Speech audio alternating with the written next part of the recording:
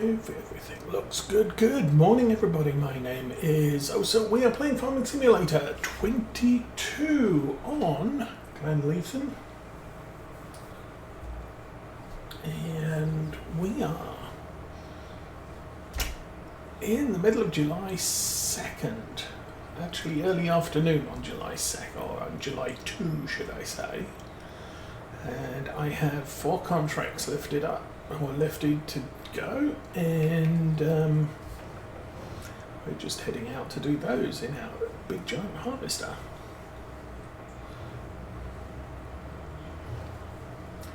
Now, I did complete some things off stream after the episode last week, and we'll review those a little bit later when we get closer to the farm again. I think the entrance to the field I want is right here. Now, first things first, I need to disable straw swath. 15 and 1. 1 and...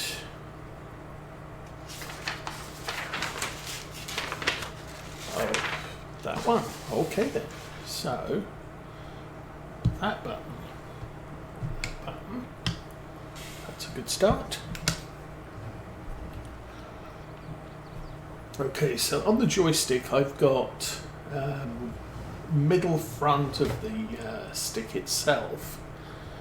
There is a button that if I push it, there's 3 buttons in a row. The left one tabs back vehicles, the right one tabs forward vehicles, but if you press the middle button it shifts the function.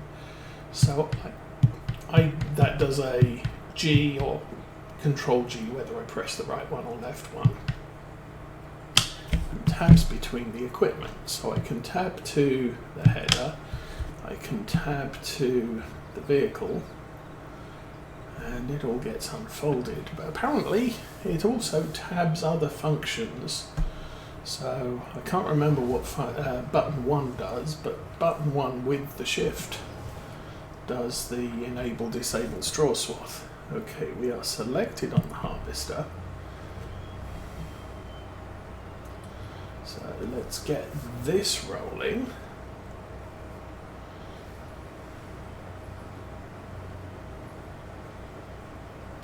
So yeah, July 2. Real world, it's June 1, so we're done with May.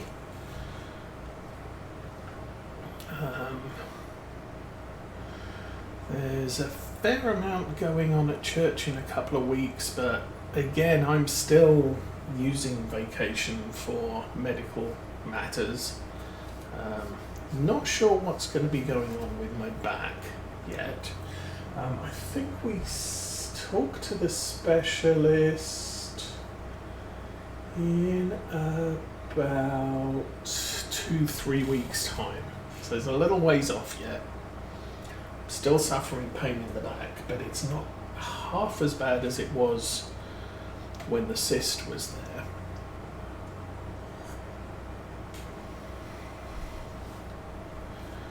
Oh, come on. So, harvesting today, we have barley, we have 2 fields of wheat, and we have a field of canola. I've only taken the 4 harvests. I do not know at this stage how far we're going to get with it. Obviously, we've got the entirety of the month of July to finish all of these harvests. This field will be the first one. It's already 1 o'clock in the afternoon. We are running at ×3 speed, which is what I've said should be the minimum speed that we run at. We can speed up more if we want to. So generally, if it rains, I'm going to alter that. Now. Started a little bit late this morning because there was a bunch of Farming Simulator mods. I usually check about 11 o'clock each day, East Coast time, and the mods for the day are loaded. There was nothing yesterday when I checked. And I checked again this morning, and there's a good couple of dozen.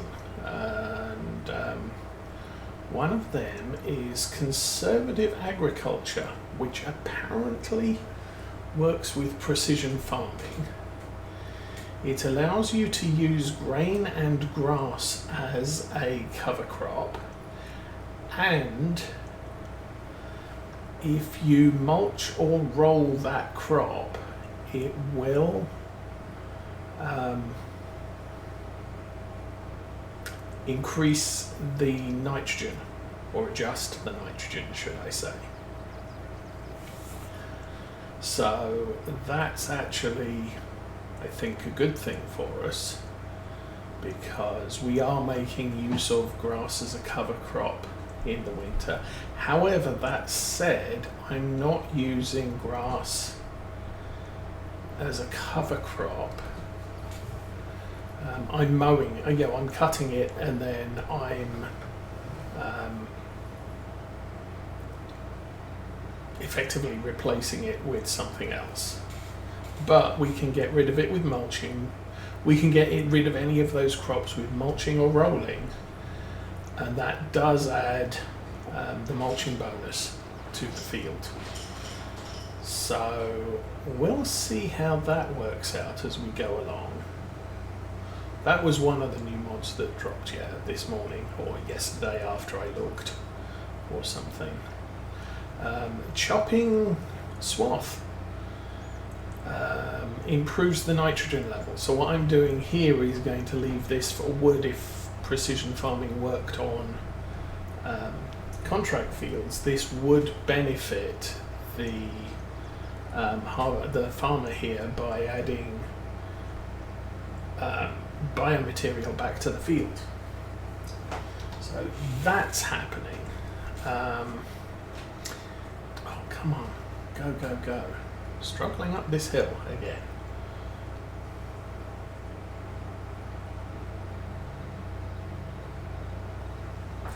So what else is going on? There was also a railroader update this morning to fix some bugs that were introduced in the 2024.3 package.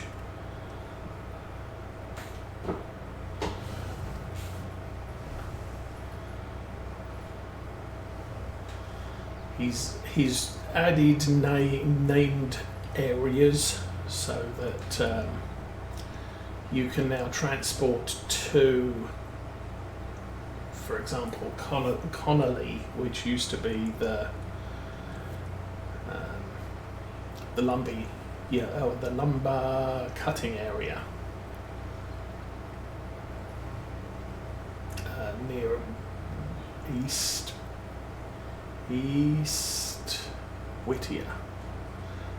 He also introduced, there were a couple of bugs with coal cars assigned to East Whittier disappearing and never coming back. What he's done is he's said if you deliver something to the exchange to get loaded with coal for your use, it's not going to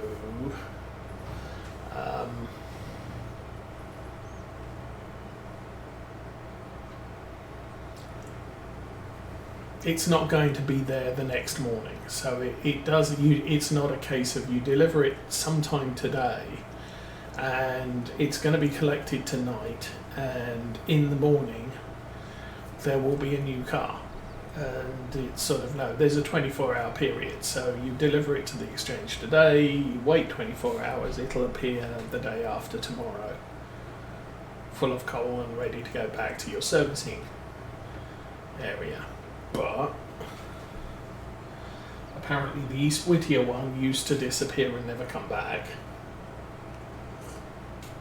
which could be a bit of an issue, I guess. He's added some areas to the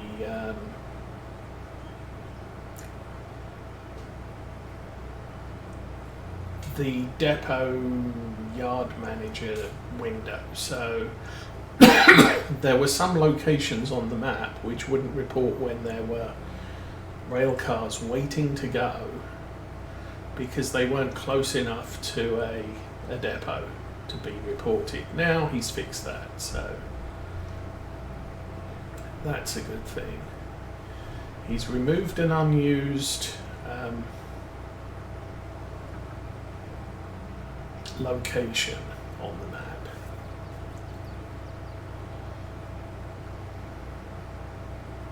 Okay, we're at 79% now, so that's a thing. I think what I might be able to do here is grab that bit there. There we go.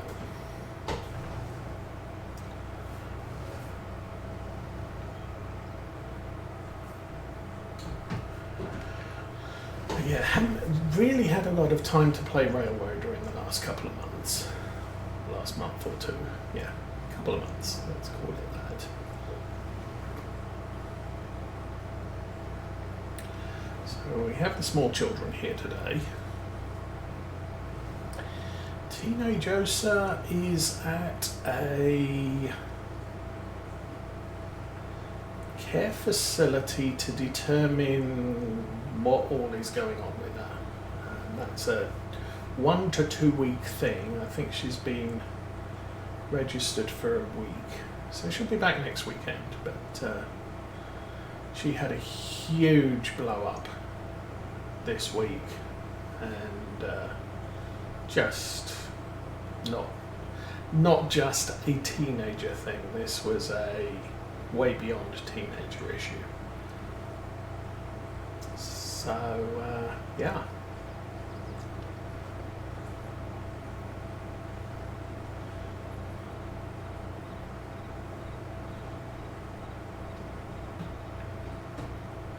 And we did try to get her into the facility before, but we were told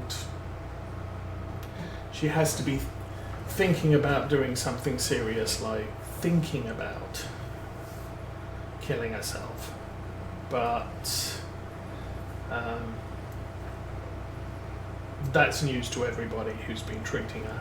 So, but they have to ask the question, and she's like, "Oh yeah, I've thought about it." So at that point, they said, "Fine, you're eligible. We'll try and get you in."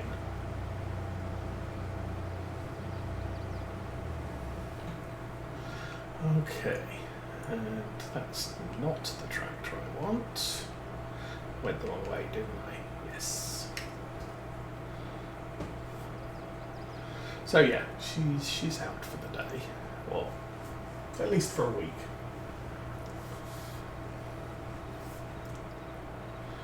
Which means the calm around the house is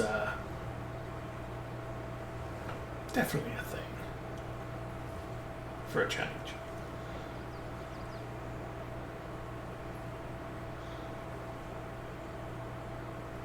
So last week, okay, people who weren't here on Monday, I completely forgot it was a holiday. And I stream on Saturdays and holidays. And on Saturday, I did remember to wish everybody a good Memorial Day. What I forgot to do was to say, hey, I'm going to be streaming on Monday. So some of you may have missed episode 51. Might even be wondering where it went. It happened on Monday, and we got into a lot of harvesting, baling, and all sorts of fun on our fields, such that all the barley fields are done. One of the oat fields is done, the other one's not ripe yet. I chopped down trees, I ploughed together a couple of fields. We're going to do that for more fields once we get next month and the crop starts coming off. So I do know why those are. Oh, okay. Those are all adjacent to each other. And again, I went the wrong way for the tab. Now, how are we doing? Good.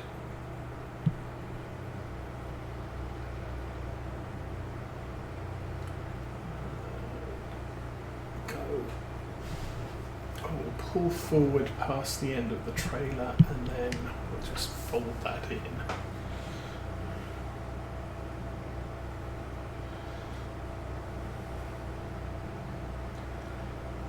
So it turns out I quite enjoy just running around harvesting fields. It is one of the more enjoyable aspects of Farming Simulator, just driving up and down in a slow combine harvester, picking up crop.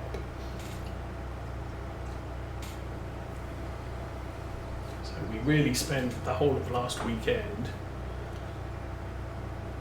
and the start of this week doing that. It's hot in here, excuse me.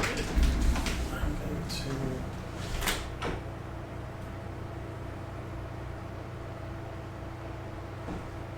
open that door. There we go. So while we do have heating and air conditioning in the house, it's the furnace and the AC, well, the AC unit's outside, but the furnace and the heat exchanger thing are all in the basement. And while it's a nice 40 degrees down there, it's the distribution is not the greatest. So we tend to get the south side of the house is the coolest in summer and the hottest in winter because it's closer to the fan. And still haven't got GPS installed on this. And so during the summer, because with teenage person in the house and she has issues, so we have to keep our bedroom door closed all day, every day. And that results during the summer, because the air conditioning is on all the time, our bedroom gets absolutely frigid while the thermostat's in the main living room and it's heating up the temperature. It's making sure that the house at that point is 72 degrees, or between 72 and 74. So it's trying to cool down that room, but our bedroom gets the most benefit from the coldness. So it's really, really cold when you go to bed. And in the winter, it's really, really hot in our bedroom, which sometimes during the winter isn't a bad thing.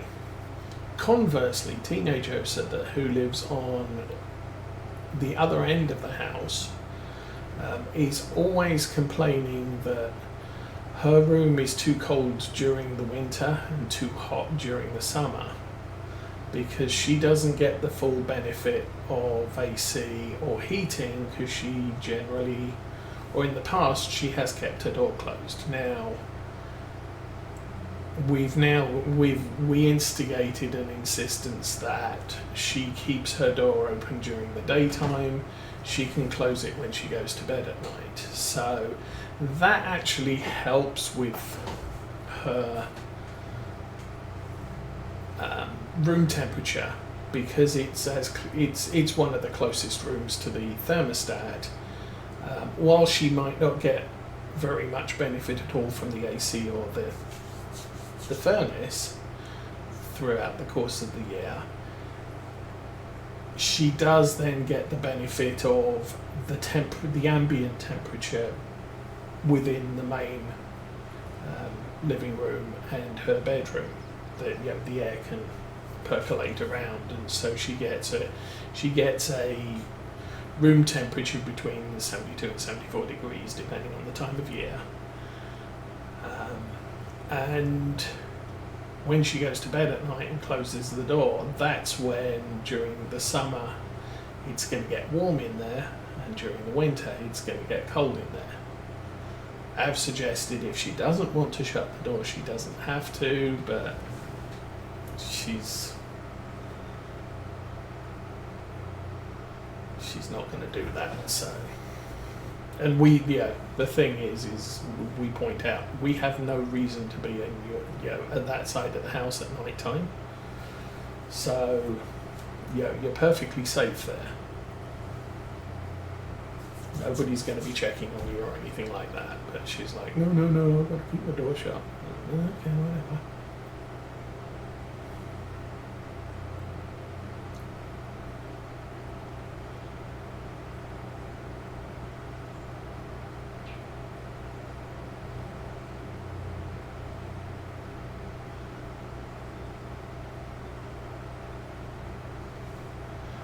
Anyway, so that's all the thing. She's all the way through the summer. She's always complaining. It's too cold in here. It's freezing in here. 72 degrees. Actually, it's more likely to be 74 degrees because the air conditioning runs until it's 74 degrees. The heating runs until it's 72 degrees at the thermostat, and it's like it's 74 degrees. Well, it's cold. It's 68 degrees outside. It's colder outside. Ugh. Okay then.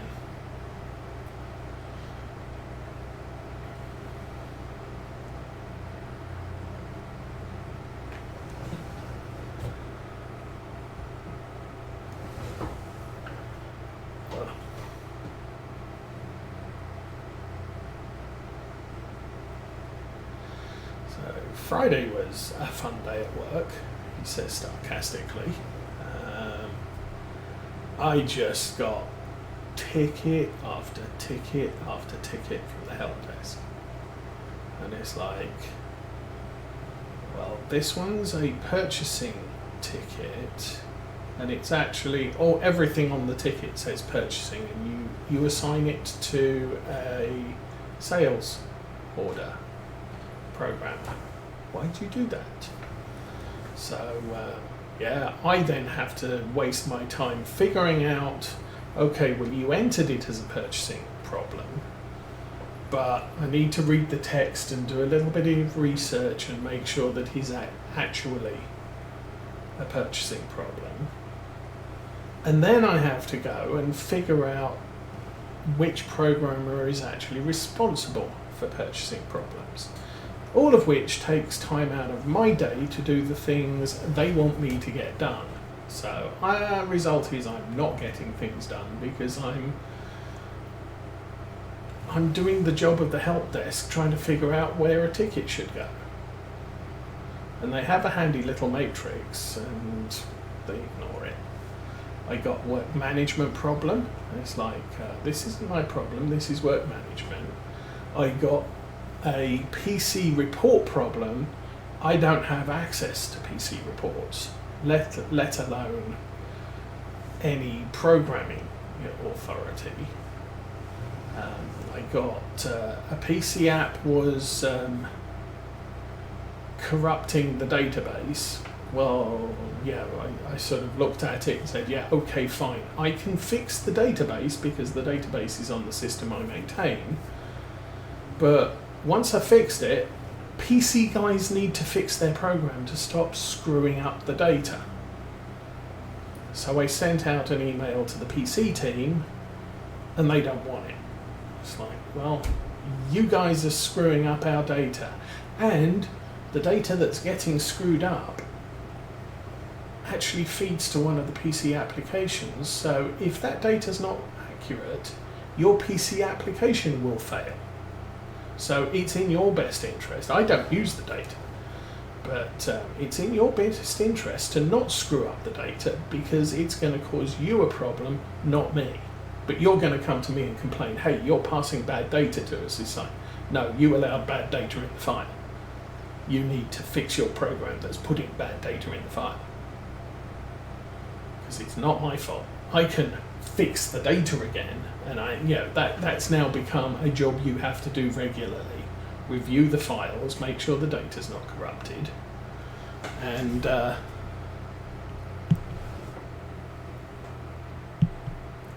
but they're going to come to me in a while and just say, oh, we got bad data coming through on this thing. Yes, you did, because you put it there, and you need to not put it there. You need to fix your program that put it there. Oh, we don't have time to do that. You just need to fix the data. Then kind of write a program that self-fixes the data when we screw it up. It's like, that's not my job. Your job is to make sure that you put stuff in the right place with the right values.